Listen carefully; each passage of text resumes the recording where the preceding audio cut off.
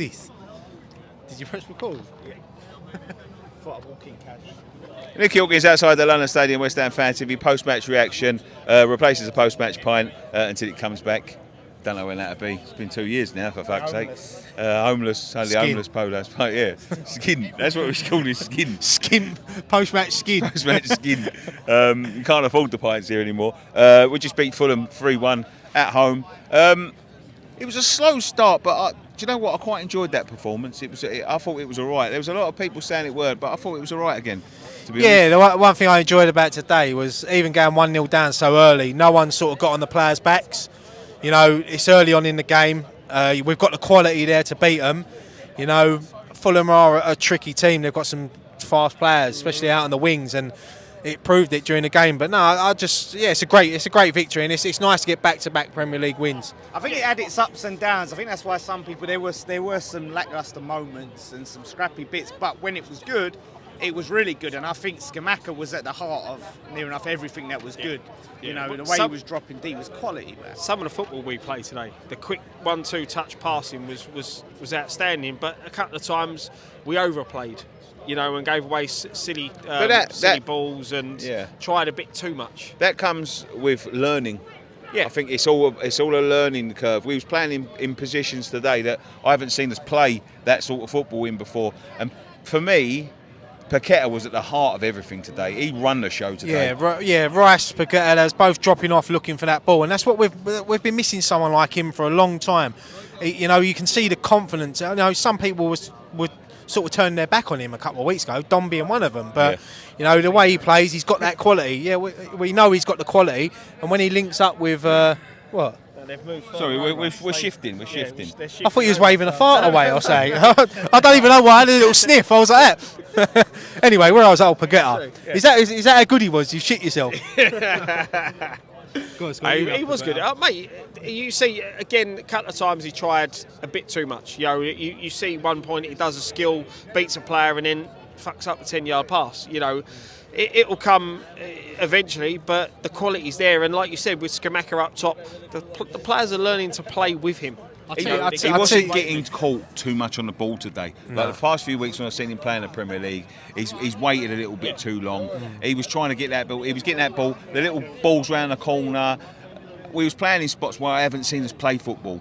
And that's, you know, we've normally got one dimension of playing, and he brought. I think that it brought a bit of an extra dimension where we was playing the ball sometimes today. Listen, I don't think Fulham are a bad side at all. I think they give us some tricky moments. I think our fullbacks were a little bit overrun today, in terms of they've got pacey wingers. I think Kehrer got caught a few times. Cresswell, he was all right, Cresswell, but he got caught a couple of times.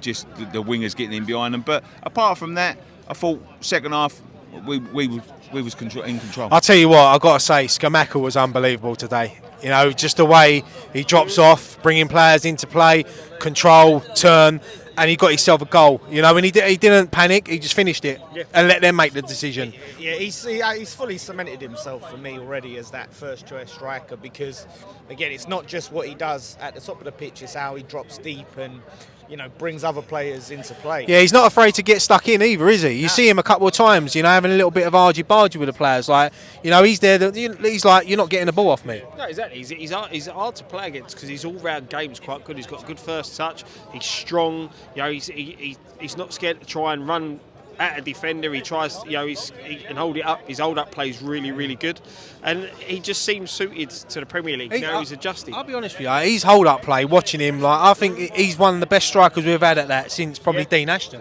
Oh, 100%. Definitely, mate. Definitely.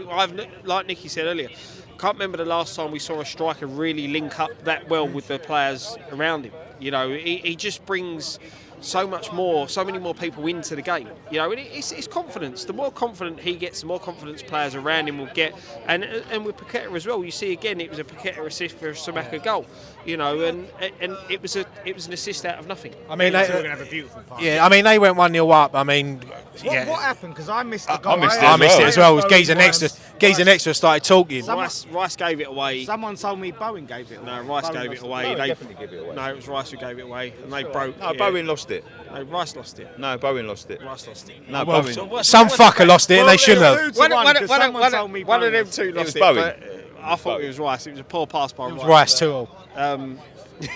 But they broke down our right, and Fabianski got beat. Good shot by Pereira, but he got beat at his near post. It flew in the other corner. The equaliser, I mean, we all see it, the fucking penalty. I mean, the referee, I mean... He warned him like 3 times. Yeah, and Nicky said it's probably one of the best refereeing decisions he's seen for a long time, and I agree because, you know, the referee did warn him and he said, well, go on, carry on, watch what happens, and then bang, he gives a penalty. And you can't argue with it. How often do you see referees do that? Normally they have a word, then they have a word again. This time he had a word and said... It wasn't like he was scared of it. Like he told him, he see them clash.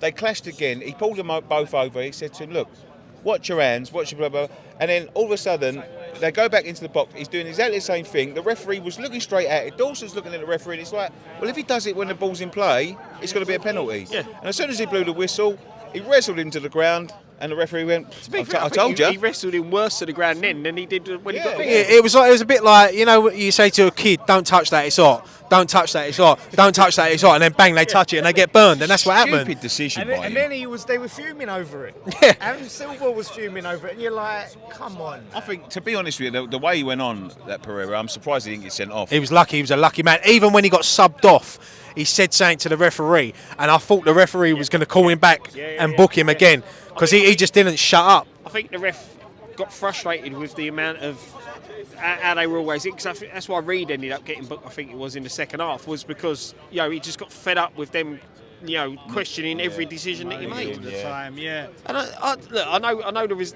the decisions went our way, but I thought overall the officials had a good game today. There weren't anything controversial apart from VAR. The VAR. But It shouldn't again, have been taking VAR. that long. No. I mean, they was furious over it. It shouldn't be taking that long, but when we watch the replay back, you can sort of see why, because it does look like it does brush his hand, but it's not. The annoying thing is at first they're looking at it for offside, and then they're taking ages for that, and it's like, nah, that's not offside. Now we'll look for handball. I can see, like what you're saying, why you would have a closer look at that. But why are you not looking at the first time? Why are we looking for offside? It's like they're trying to find something to, right, it's not handball, right, what's it now? Right, he's got his shorts too high. Yeah, that's no goal. And the thing is, I think they've adjusted the rule, haven't they, with the handballs, now. And when you look back at it looks like it's the underneath of his arm, but his arm's against his arm's behind his back. It's in a natural position. It's not like he's put his arm out here to get the ball. His arm's in a natural position. If it did touch it, it touches it slightly, and you it can't. looked like it just missed it to me. It's a great finish. Great finish. Oh, I mean, mate, Scamacca, like I was saying to you, didn't I, before he scored that he's got to start taking his opportunities, because in the Premier League, if you go a few games without scoring, I mean, he had them 2 headers in the first half, which was 2 great saves by Leno. That was 2 great saves. But the difference is he forces saves. Yeah. He has shots on target. The amount of times we see it when we don't force the Thing keeper is, into he's save. there. He's in them positions, waiting for that ball to come in, and that's what we've been lacking over the last few seasons. He wants the ball all the time. You see him getting annoyed because people don't give him the ball. Well, there was one point in the first half where he's played the ball out wide, and he's pointing to whoever. I think it's Fornells had it out wide. Put it in the box. Put it in the box. Fornells takes that extra touch, goes back to Creswell, and then the momentum's gone. And just sometimes I just feel just throw it in the box. If he wants it, throw it in the box. Players that always want the ball are good players. Yeah. Players that shy away are the ones that always get left out. Yeah. And for me, Scamacca, he, as Dan said, he has to be our number 9. No, not number 9, but our striker. Antonio's number 9, but he has to be our main striker. But good thing again today, both our strikers are on the score sheet. How often were we seeing that in the past? And the thing is, Antonio, he's frustrated. He's come on with 12 minutes to go. He could have been. He could have had a bit of attitude, thinking, fuck this, but he got on with it and he's got himself a goal. I think that's his role, and I think he's quite happy to take that. Antonio's always been one of them players. He's happy to take the role that he's given. That's why he's played right back, left back, fucking in goal, and centre back. That's why he's played all of these positions for West Ham. He's quite happy to play as long as he's playing, and he's got a point to prove, because Scamacca, he's not at a minute, he's not getting dislodged from that side. No, of course not. And Antonio knows that, and he's thinking, right, well, it's down to me now to show why I should be doing that. But I think at his age as well, he's going to be happy to take that role, because coming on the last 30, 20, 10 minutes, you know, he's got that explosiveness about him, and that's what we've missed from him over the last few years. It's not only that as well, mate. As the age rolls on with him, he's got less and less in him to do it for 90 minutes. So he knows that 20, 30 minutes, he can do that, and he can go full whack, and that's where you get the best out of it. And not only that as well, he knows that he'll probably be starting in Europe now, like he did the other night, and he probably will start up front on Thursday again. Well, that's the thing. While we've got these European games, and obviously we've got the Blackburn game once the European games sort of die down a bit, you've got opportunities for these players to keep them happy. You know, and like you said, Antonio's that one, he just gets on with it. You know, he does the job, just gets on with it. Personally, I thought he would have took Bowen off and put Antonio wide right to pin their left back is a tidy player. Yeah. You know, he caused us a hell of a lot of problems. And you know, Bowen a few times struggled to get past him. So I just thought, you know, just pin the left back, do it that way. You know, make things awkward for them. Oh, yeah, go on. I knew he was going to do that. Yeah, he done that on purpose, didn't he? Yeah, look me in the eye. Fucking idiot. But no, I did look at it and I thought there's got to be some times where he gives Scamacca the full 90 and lets him see out the game, and to give him more opportunities and really, you know, get him used to the Premier League and the team. But bring Antonio on as another option, and you know, like we said, on the right. Yeah. But that's the thing with players like Scamacca and Paqueta, where they're still adjusting to life in the Premier League. You know, getting used to the pace of the game. You want to sort of keep them fresh, but give them the minutes, if you know what I mean. You know, we still had to use them in midweek. It weren't like they missed the whole of the midweek. You know, they come on with 25, 30 minutes to go. So they're playing a lot of football. But that's the difference between the squad. I mean, you see it on Thursday, it weren't going right. And look at what we can bring off the bench. Exactly. Scamacca, Paqueta and Declan Rice. 3 internationals for their countries. Yeah. You know, and they changed the game, and Scamacca got the winner for us. And that's the difference with this season. And, you know, it hasn't been a great start to the season, but now we're starting to get that little bit of form. Mm-hmm. We're starting to, like, back-to-back wins. I know it's Wolves and Fulham, but next week we go into Southampton. That's another winnable game. You know, midweek, if we win on Thursday night, we win the group. Yep. That means we miss the next round, so we don't play European football till March. So we get that little extra break again. I do think we've got to start to look at an opportunity for Flynn Downs to start in the Premier League. I thought Souček again, going forward, I think it's just the way we want to play with the ball now. We want to play football. Yeah. We don't want to, you know, we don't need these without being too disrespectful. We don't need these tanks running around in midfield, because we keep the ball. That's the way we want to play. You see it today, the way we was knocking the ball around. We want to play in them little pockets and all that. And you've got to have a better player than Thomas Souček, who, for all his strengths, can't play football like that. He can't. I think dropping him will be the best thing for Souček, and I think Flynn Downs is a ready-made replacement for him. He's already proved it in the 2 games that he's played, man the match twice. The way he shields the ball, breaks up play, even the little things he done the other night with a minute to go, bring the player down, take the yellow card from the team. We're only 1-0 up, you know, let's get the win. And the thing is, when you look at, like, no disrespect to Fulham, this probably was a game that you could have brought him in for. You know, you know, they're not well beaters, do you know what I mean? They're a good side. They played some tidy stuff. They bossed our midfield at times as well, and maybe having him in there frees up Rice as well. You know, I still feel with Souček, with him and Rice at the minute, it's do I go forward? Do I stay? You know, they don't look on the same wavelength. Should I stay or should I go now? When he first come in, when they first started playing together, they were on that wavelength. You know, I just feel now they've sort of lost that compatibility. I think that's why Rice has looked so, you know, not up to his usual standards lately because of Souček. He's doing a 2-man job in there, isn't he? He's trying to cover for Souček as well. But someone like Flynn Downs will come in and just sit, and he'll do the dirty work that Rice used to do. And then, because Rice is one of the best, if not in the Premier League, in Europe, at what he does when he drops his shoulder and goes and he travels with the ball. You know, he's one of the best at doing that. So let him do it more. The passing as well, where he can get onto the ball and pick out a pass when we need to progress. So, as I said with Downs as well, his reading of the game is you know, top notch. You know, he reads where the game is, he gets himself in the right positions, and like you said, he ain't scared to put his body on the line or take a booking if need be. Yeah. You know,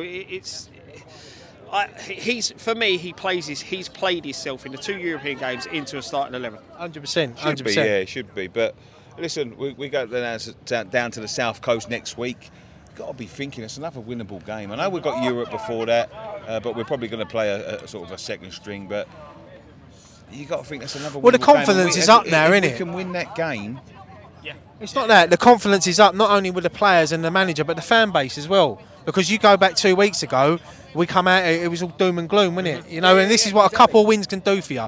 I know we haven't pushed far up the table, but we're joint on 10 points with about 10 teams in, or something like that. So it's about now, if you can get another couple of wins, and look at Newcastle. They're up there in 5th. Bournemouth, they're up there. Yeah. You know, you're now looking up instead, like looking at right. Win now, we jump up here. You know, you're not looking over your shoulder thinking. You know, you go back 2 games ago. If we had lost that game, we would have been 3 points adrift. We're in that sticky situation now, where if we win 2 games, we find ourselves up there. We lose 2, we're back down there. So we're in that fucking awkward position now. So we just need to get another couple of wins in the Premier League, get a good run before the World Cup break. You know, there's a lot of football coming up, but the way we're playing at the moment, and when you've got a striker like Scamacca with confidence, Pagueta now getting more confident on the pitch, knowing his teammates, knowing his surroundings. Hopefully it's the only way is up from here. Comfortably in that top 10 before the break, you know, I'll be happy with that. Break away from the pack at the bottom. And win that group. Yeah, top 10, win Europe and get through in the League Cup as well. Yeah, see, for me, I think if we can win this group, beat Anderlecht, we're guaranteed top of the group. Then that gives Moyes 2 European games where we can experiment a bit. You know, give Conor Coventry a few minutes. Try Flynn Downs playing with Souček. You know, mix things up a bit so we see how other players react in different. And you'll see obviously more of Ogbonna as well. Yeah. Give him a bit more game time. That's it. And there's also Johnson needs a bit more game time as well, coming back from the injury he's had. So Areola. God, that save the other night was sex, mate. Oh, mate, don't. That was beautiful. That was beautiful, mate. And credit to Dawson today as well, playing second half with that injury. I think that was better than the one he done against Sevilla. I think it was better. I really do. Yeah, I do. Yeah, Unbelievable. It was unbelievable. But that's another thing that we've lacked over the years, having 2 quality goalkeepers. We've got Areola that don't play that much, and then he does that in a game.